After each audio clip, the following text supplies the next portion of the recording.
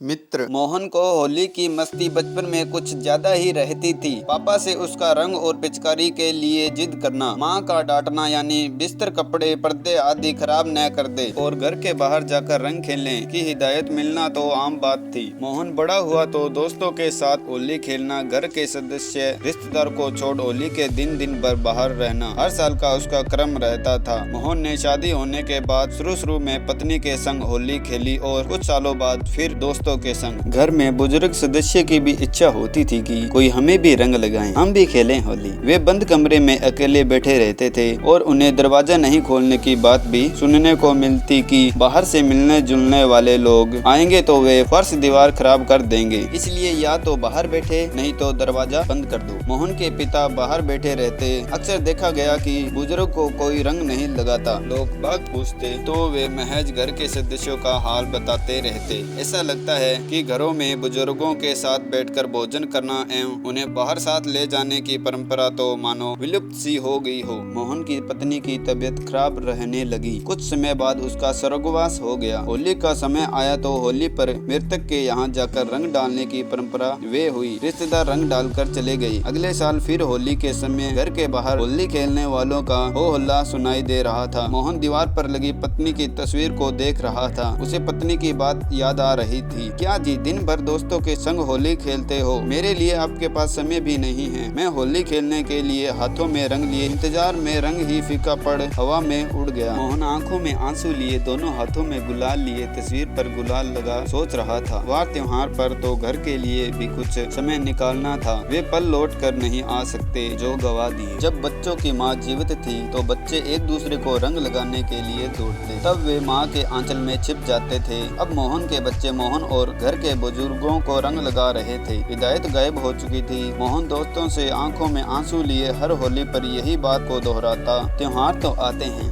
मगर लगते हैं सोने से।